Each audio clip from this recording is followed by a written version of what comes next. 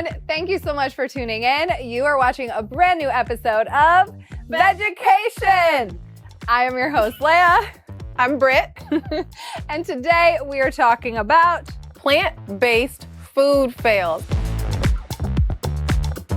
So I would say we already talked about one of my plant-based food fails at one time, and that is anything a head of cauliflower at a fancy dinner. If you serve me that, the odds of me picking it up and throwing it across the room are huge because I find it to be an atrocity. It's disgusting. I don't want a whole head of cauliflower as a meal. I just don't. Anytime someone says, we have a plant-based burger, and it's just a mushroom.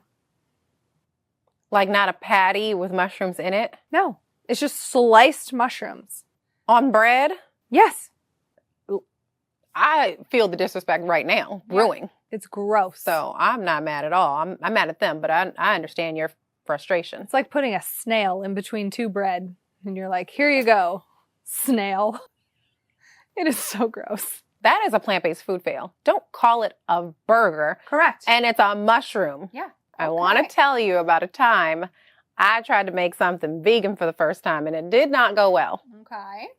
I love breakfast. Yes. I have always loved breakfast. Me too. Pancakes, waffles, eggs, bacon. I decided I was going to make a plant-based pancake. That should be easy. It's like 3 ingredients. Think it would be easy. Okay. And I don't know how this happened, but I found the worst recipe possible Okay. where the base of the pancake was a banana. Which is also plausible. But like, I didn't use flour. I didn't use it was just a banana and vanilla. So I made it really you mash up the banana. No baking soda. I mean, the recipe didn't call for it, and I didn't know what I was doing. Where was the validity of the recipe? The internet. Did you find it at imessuprecipes.com? Okay. This went horribly wrong. I can tell because you only had a banana. I had banana, I had maple syrup, and I had vanilla for seasoning. Okay. And I had applesauce to replace the egg. But nothing was standing out to you. Soup in a pan. But burnt soup in a pan is what happened. At no point there was no red flags, that there was any flourous substance to tie it all together. Okay, so I feel judged right now, and I want you to understand that as a new plant-based individual, there's people out here relating to me right now because they're like, oh my gosh, I don't know what to do either. I'm just eating raw cucumbers because how do I cook, right? Okay, well, in the true spirit of loving everyone, yeah, we're going to support that she tried. I did try. But also, it went horribly wrong. If you are looking to make a pancake, make sure there's actually pancake ingredients in the pancake. Don't forget the flour. Yes, what she said. All right, what other food fails do we have? Tofu. I feel like tofu is a plant-based ingredient that you can get horribly wrong if you don't do it right. Much like my pancake. And one thing I love is when people go plant-based, they're like, you know what I'm going to do? I'm going to make some tofu, which is the hardest thing that you can cook when you're plant-based. And I'm going to then hate it and never eat plant-based again. That's usually what happens. Is it the hardest thing to cook because of the texture, because of how it absorbs flavor and spices, all of the above? All of the above, I would say. Yeah. It's level expert.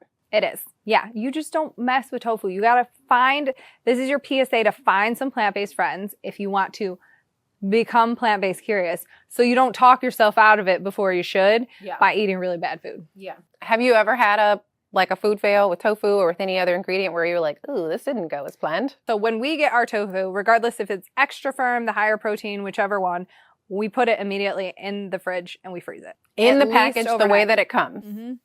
We're freezing it overnight. Then we pull it out in the morning, let it thaw, and then we'll drain it. And so what happens is it becomes a much thicker, meatier texture. And then when you break it apart, it's not that really thin. And all of the water really separates, which is nice too. So you don't have to press it, where a lot of people will sit and let tofu press. They'll put 2 books or they'll get a tofu press. And I'm like, I don't have time for that. I don't have time for that either. So I just actually let the liquid evaporate in the pan. So if I'm doing a tofu scramble, I'll drain it as much as I can, but I'm not going to waste muscle or time. It's water. It'll evaporate. I agree with that too. Yes. I would not. Yeah. Something right.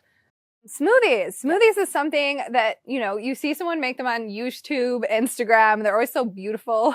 A lot of people, you know, you see the influencers and they're making these beautiful smoothies and you're like, oh my gosh, this is so amazing. They make it look so easy. Yeah. And then you make it and you got lumps in there and you got chunks of ice and it is not smooth or creamy or delicious. Sometimes it's crunchy too. Very crunchy. Yeah, I don't like that.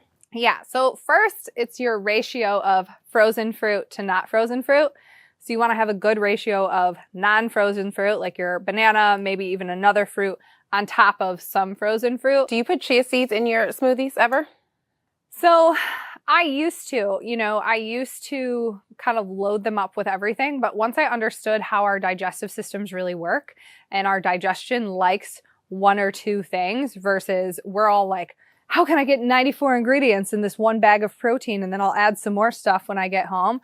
Our digestion doesn't really like that. So I try and keep it a limited pairing. Is that true for the digestive system when it comes to like other foods, or is it just liquid smoothies? No, it's really every food. You know, I think we do a really terrible job at setting our digestive system up for failure.